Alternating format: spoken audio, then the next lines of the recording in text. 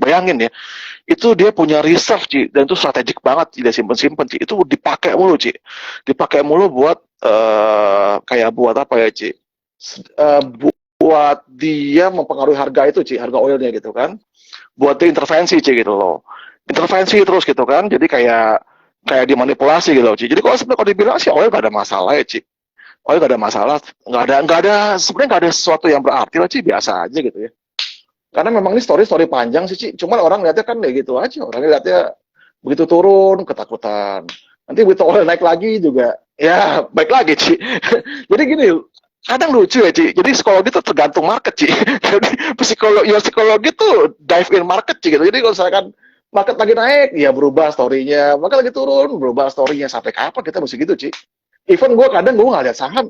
Kenapa pada suka nanya jam sih sama Pak Riki? Nanyain sekarang jam berapa oil? Karena gini Ci, karena gue juga saham gue nggak tahu saham gue berapa Ci. Even gue kemarin bayar naik aja gue nggak tahu Ci. Gue tahu segitu aja gitu kan. Maksudnya ya gue juga nggak pernah liatin segitunya Ci. Ya sekarang gini saham mau naik, emang kita liatin Ci emang bisa naik Ci, liatin terus sih kan enggak gitu loh. Ya as long kita perusahaannya masih ada gitu kan, perusahaannya masih berjalan dengan baik ya sudah Ci, biarin aja gitu loh. Oke, bisa sesantuy itu ya. Ya santai aja Ci, kita menikmati Ci. Nih ada yang nanya bagaimana tesis hulu terutama OSP bisa dikatakan gagal Mas, dan sekarang kita di titik mana terutama di Indo. Ini banyak yang nanya OSP ini nih. Iya, kalau dibilang gagal enggak lah. Kalau gini lah, kalau memang gagal itu dilihatnya dari rame atau enggak drillingnya Ci ya. Sekarang drilling di dunia lagi rame Ci. Kemarin gue dapat data ya Ci, gue dapat data uh, aktivitas hulu ya Ci, pengaboran di Indonesia ya Ci ya. Gue nggak bisa share sih, gue nggak bisa share. Jadi itu memang itu pick up luar biasa Ci. Jadi dari tahun lalu itu sampai tahun itu pick up luar biasa. Artinya kegiatan hulu tuh memang jalan Ci, memang jalan gitu ya. Kan OSP itu kan sebenarnya kan buat ngedrill Ci, itu kan kapal buat ngedrill gitu kan. Semakin banyak yang ngedrill semakin dipakai kapalnya gitu loh Ci. Jadi kalau dibilang story-nya jalan apa enggak ya story-nya jalan Ci, nggak ada masalah story-nya. Cuma memang ini story-nya bukan story pendek ya Ci. Lagi-lagi saya bilang ini bukan story pendek. Jadi bukan story yang bulan ini jalan, bulan depan udahan. Nanti kalau jalan lagi ya jalan lagi, sorry enggak Ci. Ini ini story panjang. Story memang story panjang gitu loh. Iya, pada maunya Iya, maunya kalau ya beli hari ini besok naik Ci gitu Ci. Kayak beli properti di mana Ci? Aku Sedayu ya. zaman dulu ya. Baiklah. Ini ada yang nanya soal, wah kalau soal conviction nih gimana ya? Ini ada yang nanya, tips zaman suka all in dulu, bagaimana menguatkan conviction dan Ya, psikologis? dulu Ci waktu awal mulai ya 2003 ya Ci. 2003 sampai 2011 tuh memang gue main all in sih Ci. Gue gak pernah main spreading saham gitu ya. Satu saham all in, satu saham all in. Tapi kenapa bisa yakin gitu Ci? Karena memang waktu itu gue memang lakuin something ya Ci. Gue research gitu Ci. Gue research sahamnya, gue cari tahu semua tentang perusahaan itu gitu Ci ya. Gue cari tahu story behind it apa gitu loh Ci ya. Jadi sampai in detail gue dapet clue-nya Ci ya, gue dapet kliknya gitu Ci ya. Gue beli gitu loh Ci. Gue beli dan gue all in Ci. Gue all in. Dan gue tidak, zaman dulu Ci, gue gak pernah megang cash Ci. Karena waktu itu kan gue masih kerja pikirnya gitu ya. Gak pernah megang cash. Jadi waktu itu zamannya hajar berapa uang yang ada ya hajar udah gitu loh Ci. Pikir masih kerja gitu kan, masih kerja, masih dapat gaji gitu kan, masih dapat income. Ya udah waktu itu ya ada yang tembaknya semua gitu loh. Contoh Ci, gue kasih satu saham yang waktu itu tahun 2005. Kalau waktu itu teman-teman inget, waktu itu kan ada launchingnya CDMA Ci ya, Asia waktu itu kan. CDMA, Asia, Flexi gitu kan. Nah waktu itu kan booming tuh Ci, waktu itu booming CDMA karena murah, jadi semua orang pakai masal gitu Ci ya. Ya waktu itu gue beli sahamnya Ci, gue beli sahamnya, gue beli all in waktu itu. Ya gue exit lumayan waktu itu Ci, kalau nggak salah hampir 4 kali lipat Ci, waktu itu gue dapet ya, 4 bagger ya nggak salah. Within a year kalau nggak salah. Iya, jadi ya gitu sih, Cik. Cara gua investasi ya gitu. Oke, kayak gitu ya teman-teman. Nih ada yang nanya, berarti kan tadi zaman dulu all in. Kalau sekarang money management untuk invest gimana? Apa all in di satu harga sesuai margin of safety atau cicil beli? Berarti Iya cicil dong, beli sekarang cicil beli jawabannya dong. yang boleh Ya, dielaborasi lagi nggak? gue cicil beli sih, Ci. Tapi gue beli, gue nggak pernah ngejar harga ya, Ci. Gue mendingan gak kebagian. Gue kalau gue mendingan gak kebagian sih, Ci. Mending gak kebagian daripada gue ngejar harga sih, Ci. Jadi mendingan kayak hari ini misalkan turun ya, Ci. Ya gue belanja, Ci, gitu loh. Jadi gue belanja tuh ya santai aja, Ci. Kalau memang nanti dikasih kesempatan ya gue beli gitu ya. Kalau nggak dapet ya sudah, Ci. Nggak apa-apa. Kita kan kayak orang di pasar, Ci, nawar, Ci. Kalau memang dikasih ya sudah, kalau nggak dikasih ya kita tinggal, Ci, gitu loh. Dan gue gini, Ci. Mau tahu nggak Bang Riki belanjanya apa? Coba tulis di komen. Provokator. Aduh, belanja apa ya? Ya gue belanja gold lah, Ci. Gue belanja gold lah. Gue belanja emas lah. Oh, tapi di Ya di lokal ada luar. dikit lah. Nyumbang-nyumbang dikit lah, Ci. Oh, di lokal ada dikit, asik. Ya, yang kayak udah disebutin sih tadi emitennya ya. Iya. Secara casual. Silakan ditonton ulang. Baik, nah ini wah ini pertanyaan semua orang nih. Tadi udah disebutin juga, udah mulai balancing ke consumer goods, emas dan banks. Baiklah kita keluarkan pertanyaannya. Nih, prediksi 2023 saham yang manggung, Ci katanya. Tanyain ke Pak Riki. Gue kalau ditanyain insight 2003 gue agak bingung, Ci. Karena posisi gue sama 2020 ya sama, Ci, sampai sekarang, Ci. Nggak berubah-berubah, Ci. Berarti proporsinya masih komoditas ya? Iya, masih lah. Masih heavy komoditas ya, Ci. Jadi gue bukan orang yang turnover tinggi sih, Ci. Gue bukan orang yang turnover tinggi gitu ya. Gue turnover gue nggak begitu tinggi. Tapi kalau memang ada saham yang memang udah outstanding, Ci, outstanding performance, ya paling gue nanti tinggal switching aja sih, Ci, gitu ya.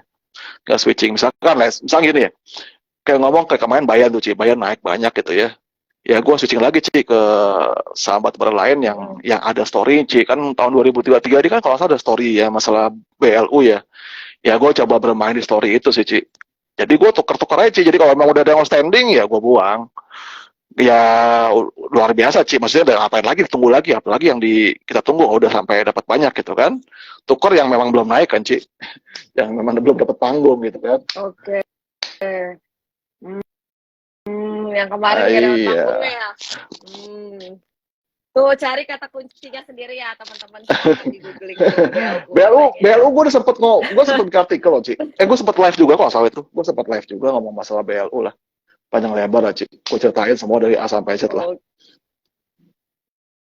Oke. Nah, abis komoditas itu proporsinya lebih, berarti Ci, lebih. Wah, lebih itu. Masih heavy tuh teman-teman tuh tadi yang pada nanya. Abis itu kalau consumer goods, ini which consumer goods nih? Apa sama dengan temennya tuh yang suka minum Mujige? Nggak, beda. Beda. Bukan beda, Ci. Ya, masalah gini, Ci. Waktu itu kan minuman segar ya, Ci. Itu story-nya consumer goods. Yang segar tuh kan dia ya kita kalau udah begini, Ci, udah harga udah naik, nggak berani ngejar sih, Ci. Mending cari yang lain lah ya, cari yang lain yang masih di bawah gitu loh, Ci. Ngapain kita ngejar-ngejar yang udah naik? Saya nggak mau, Ci. Oke.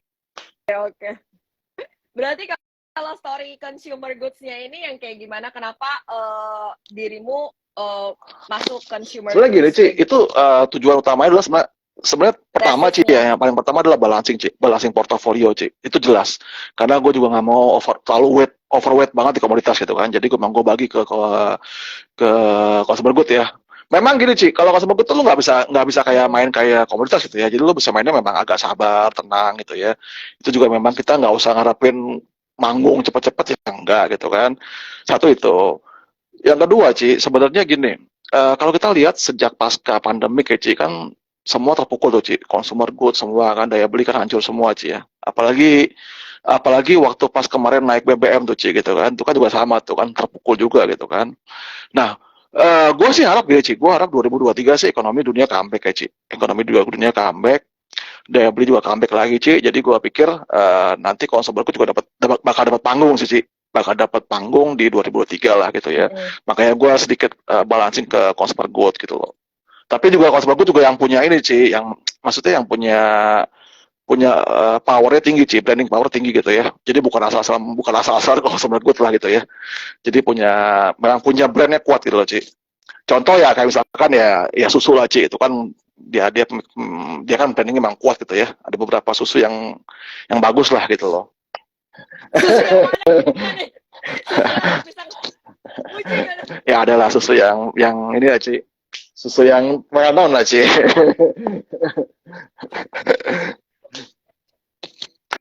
itu kan bagus sih. Itu menurut gua tuh Consumer. ya tahu lah Ci, teman-teman tahu lah saham gua lah itu susu mana lah. Oh, oh, oh gitu. Oke. Tuh ada yang ngomong consumer goods-nya nggak Aduh, rokok. kita nggak main rokok Ci, udah nggak ada ininya, udah nggak ada motif, udah nggak ada Ci. Itu dimakan semua sama ini Ci, sama cukai. Buat apa lagi? Oke, kayak gitu ya teman-teman. Wah, pada nyebutin semua nih kode emiten susuan. Kalau Banks tuh tesisnya apa Ya tuh, Banks gini, Bang Riki? kalau Banks kan gini, ekonomi kalau comeback Ci, itu kan mesin uangnya lewat bank Ci. Semua kan akan gini, bank itu kan sebenarnya lambang ekonomi Ci, lambang negara gitu kan. Once itu ekonomi pick up, pasti kan bank juga akan pick up Ci. Karena semua putaran uang kan dari bank Ci. Semua kan bermula dari bank gitu kan. Jadi kalau nanti ekonomi pick up, ekonomi comeback, ya bank yang akan dorong itu makin kencang Ci ekonomi pertumbuhannya gitu loh Ci. Jadi makanya gue ngambil bank juga, ya memang sebenarnya gue bet on ekonomi comeback sih Ci. Itu sih tesis gue Ci. Bang yang gimana nih? Kan lumayan banyak nih bang yang lagi downtrend banget sampai di bawah PBV-nya di bawah 1 gitu. Gue megangnya bank syariah Ci. Gue cuma megang bank satu doang Ci, bank syariah Ci. Oh, Iya. tadi kayaknya udah ada Ya, itu bank kesayangan gue lah Ci. Sampai sekarang itu gue udah pegang udah lama Ci, udah 2018 Ci gue pegang. Lama. lama banget. Itu yang mainnya Iya, banget itu betul, ya. betul. Oh, oke. Berarti masih ada upside menurut kamu? Maksudnya masih ada ruang. Sekarang gini Ci, dia bermain di situ tuh nggak ada kompetitor Ci. Dia nggak ada kompetitor Ci. Praktis nggak ada kompetitor Ci. Kalau dibilang kompetitornya BRI enggak, lain Ci, lain. Justru dia lebih dekat ke PNM ya Ci, sama ini Ci, sama rentenir Ci sekalian gitu. Kompetitornya Ci. jadi jadi bayangin Ci, itu benar-benar tuh ibu rumah tangga, terus orang-orang kulakan di bawah Ci. Itu luar biasa Ci. Lo coba lah Ci cari bank yang earning powernya kayak BTPS Ci. Itu gila, gak ada Ci, nggak ada. Lo bayangin Ci dengan aset. Tuh udah disebutin sekalian tuh. Iya, lo bayangin deh Ci, dengan aset cuma 20 triliun Ci, lo bisa ngasih laba 1,5 triliun Ci. Even Bank OCBC NSP Ci, itu aset 200 triliun Ci, laba cuma 3 triliun Ci. Ini perusahaan bank cuma 20 triliun Ci, laba 1,5 triliun Ci, kurang apa lagi Ci. Itu earning powernya luar biasa Ci. Dan ini Ci, masih banyak gitu ya, masih banyak yang belum terjamah Ci oleh itu ya, oleh BTPS ya. Jadi di bawah tuh masih banyak yang belum digarap Ci. Jadi potensinya masih besar banget ya. Dan inget Ci, yang namanya bank mikro itu Ci, itu ngeplang bunga itu gila Ci. Kita kalau di mikro tuh bisa ngasih bunga tuh mungkin bisa 20% Ci, 15% gitu Ci. Itu makanya mereka tuh marginnya gede banget Ci. Dan orang orang di bawah itu lebih takut nggak bayar Ci dibanding pengusaha Ci. Kalau pengusaha lo bisa kabur Ci, nggak bayar lo restruck Ci. Orang di bawah takut Ci. Kalau lo punya utang nggak, lo ketakutan gitu kan. Benar tuh. Jadi marginnya bisa gede ya untuk bank yang main di ultra mikro kayak gitu.